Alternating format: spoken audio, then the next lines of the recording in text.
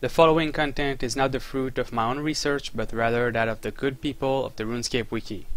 All credit is given to them for the written information.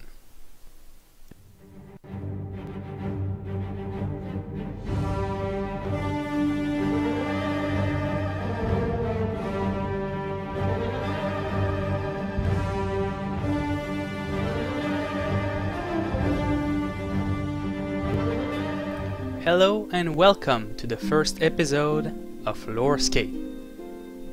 This will mainly be a series about the lore in the world of RuneScape. It will also be mainly composed of vocal content rather than visual.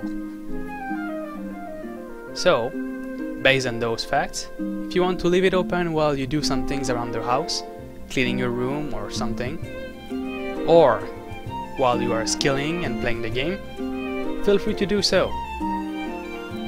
For the most part, what is going on screen will not be as interesting as the lore, as it will be mostly composed of GIFs or maybe pictures, not always related to what I'm saying. For now, let's go on with the first episode, which will be about Freneskae. Once considered a perfect world, Freneskae, as it stands right now, is a dark wasteland. Its toxic atmosphere is riddled with constant lightning storms, and volcanic eruptions and lava flows mar its surface of bare rock. Its native life struggles to survive in the harsh climate, and as a result, it is a world of constant warfare. In addition to the Mahjarrat, Freneskae is home to the Mahjarrat and the Chelon Maw, and is the only world on which Muspah and Nihil may be found. Freneskae is home to one of the only two Elder Halls in the multiverse, the other being on Gielinor. It was the only known world in existence to survive the previous destruction of the multiverse. In the previous cycle of the multiverse's existence, Freneskae was considered a perfect creation by the Elder Gods, much as Gielinor is now. As such, the Elder Gods constructed their Elder Halls on Freneskae before retiring for an unknown amount of time. It can be assumed that Freneskae was once a lush and fertile world, much like Gielinor. However, there is no solid information available about Freneskae prior to the most recent revision. Contained within the halls were 5 eggs from which the current generation of Elder Gods, Jas, Full, Wen, Pick, and Ma, would eventually hatch. When they did, the new Elder Gods drained Freneskae's Anima Mundi in order to nourish themselves. With the power they gained from this act, they were able to carry out the Great Revision and destroy the entire multiverse except for Freneskae itself. However, the act of draining the world's anima permanently disfigured it, transforming it from a perfect world into the blasted wasteland that it is today, as well as presumably extinguishing all the world's native life. The Elder Gods then departed Freneskae to begin shaping the multiverse in search of creating a new, perfect world. However, Freneskae's anima was insufficient to fully nourish all 5 Elder Gods. When they hatched, Ma appeared to be stillborn, having consumed an inadequate amount of anima to fully develop. The other 4 Elder Gods left her on Freneskae, believing her to be dead. Ma survived, however, and took up residence on Freneskae but never developed sentience or consciousness, only instinct. Her first instinct was to take what little divine energy she possessed and use it to create 2 beings to keep her company as playthings. These beings, the divine aspects of dark and light energy, both of which Ma symbolized, would come to be known as Zeros and Siren, respectively. For many years, Zeros and Siren remained with Ma, tending to her. However, Zeros grew dissatisfied with this duty and came to resent Ma for her wasted potential. He desired to leave Freneskae and learn about the multiverse on his own terms. Seren felt an obligation to their creator and wished to continue to care for her. As time passed, Ma spent more and more time asleep, as Freneskae's already depleted anima was diminishing further and was unable to sustain her. Zeros eventually left, and Seren stayed behind. Ma often had nightmares, during which she would unconsciously create other forms of life. The most notable of these were the Mahjarrat, a race of mortal but long-lived shapeshifters and warriors that came into being during one of Ma's dreams about Zeros and Seren. The Mahjarrat lived a very harsh and dangerous life on Freneskae, never numbering more than a few hundred at a time, and at several points nearly going extinct on top of that. And they came to worship Mother Ma as their creator god. Ma also formed the Mahjarrat and the Chelon Ma, presumably through similar means. Seren grew concerned that Ma's creations were draining her divine energy, and so she posed as Ma and taught the Mahjarrat the ritual of rejuvenation as a means of returning some of Ma's energy to her. Ma's nightmares also gave rise to the Mospa, which the Mahjarrat came to fear. Eventually, Seren realized that there was nothing further she could do for Ma, who spent most of her time comatose and her brief bouts of semi-consciousness, wailing and screaming and hurting herself. She taught the Mahjarrat the ritual of innervation for these times of unrest, so that they might draw more energy from Ma and return her to sleep. In the end, Seren then departed Freneskae to seek her new home, though it broke her heart to leave her creator behind. Centuries passed, during which Gielinor was discovered by Euthyx and its recorded history began. At some point during Gielinor's second age, the Menethite gods Iclarin and Amaskut searched the multiverse for beings to fight in the Caridian-Zerusian War.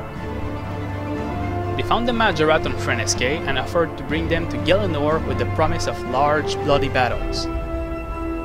The Mahjarrat held a debate about whether to go, which eventually turned violent, leaving one Mahjarrat dead and another sacrificed to the ritual of rejuvenation. Following this, the Mahjarrat as a whole agreed to fight for the Caridians on Gielinor and accompanied Iclarin through an interdimensional portal. No Mahjarrat has since returned to Freneskae. Zeros eventually encountered the Illujanka and pledged to cure their infertility in exchange for their service in his empire. He returned to Freneskae and found Ma comatose and unaware of her surroundings. He created his sanctum in Ma's mountain and harvested her divine energy, which he used to manipulate various existing life forms in his search for the solution to the Illujanka's infertility. While this process led to the creation of the Nihil, Zeros failed to find a cure and realized that he would need to transcend to Elder Godhood himself in order to fulfill his promise. He returned to Gielinor with the intention of speaking to the Elder Gods, but instead he learned about their nature and that of the Great Revision. This knowledge horrified him, and he decided to work to save mortal kind by stopping the next revision. When Zeros was defeated in combat by the Mahjarrat Zamorak at the end of the Gielinor's second age, his spirit fled to Freneskae, where he existed as a faint shadow of his former self. Though it took many thousands of years, Zeros was able to regenerate his strength and consciousness by absorbing energy from the Mospa. He had no contact whatsoever with any other sentient beings until the year 169 of the 5th Age, during the quest The Temple at Sentisten, in which the Mahjarrat Azanadra succeeded in restoring the Zerusian temple and re-establishing contact with him. In the 6th age of Gelinor's history, the World Gate was rediscovered, presumably by the Mahjarrat hidden in the Shadow Realm. Azanadra enlisted the aid of the World Guardian, the player character, to journey to Freneskae through the gate and bring Zeros back. The World Guardian navigated Freneskae's dangerous surface, found Zeros' sanctum, survived an encounter with a group of Nihil, and laid eyes on Ma herself, before finally meeting Zeros. These events take place in the quest Fate of the Gods. Zeros tasked the World Guardian with absorbing some of Ma's energy and weaving a simulacrum for Zeros to inhabit. Zeros finally regained his physical body. His full presence caused Ma to awaken, and he and the World Guardian barely escaped her grasp. The two returned to Gelinor through the World Gate, and Ma vanished from her volcano. Her current whereabouts are unknown.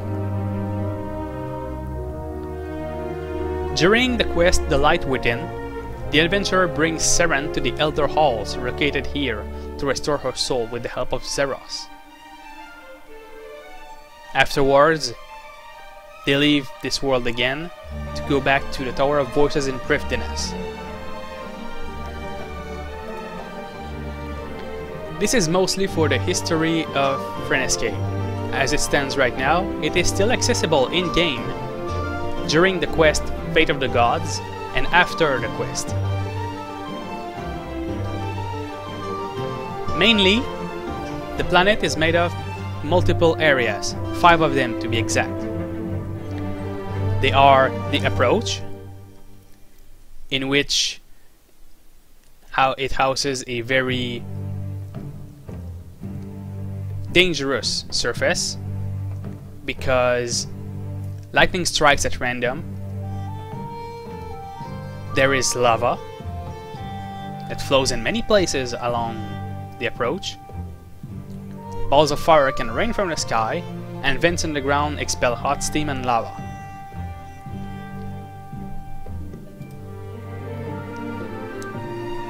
There are no monsters or nothing else in the Approach. It is too dangerous of somewhere for anybody to live as it stands.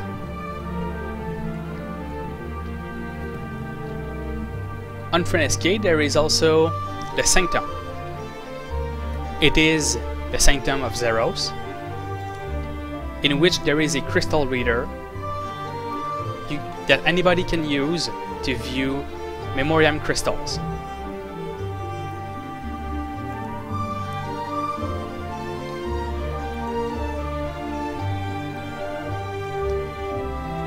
It is also where the god has gone into hiding after his defeat, and also where he originally tried to establish his encampment to research a cure for the Ilujanka's infertility. The third area is the Pit. It is home to Nihil.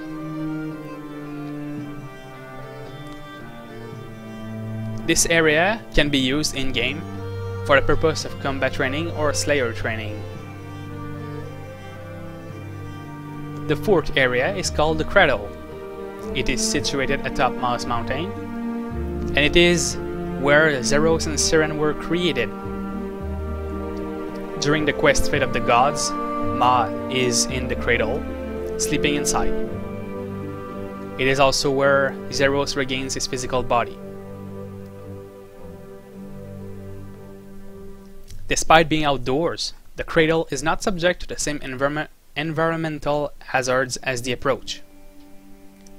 And finally, the fifth area is the Elder Halls. They are located at the planet's core. They are situated in a large chamber with 5 branching passages, each of which holds the remains of an Elder God's egg at the end.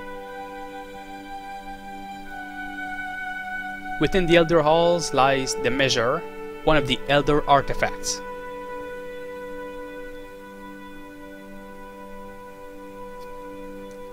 As it stands now, players can return to the Elder Halls to train divination as well, suggesting that the memories of this place are so strong they are even now still present there.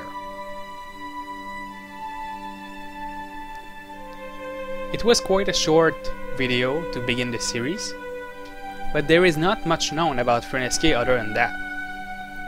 All the information prior to its devastation is not recorded anywhere, and as it stands right now, it is mostly a broken wasteland that was once the home of the Mahjarrat. Speaking of which, the next episode will take place about one of those particular figures. Which Mahjarrat yet? It has not been decided.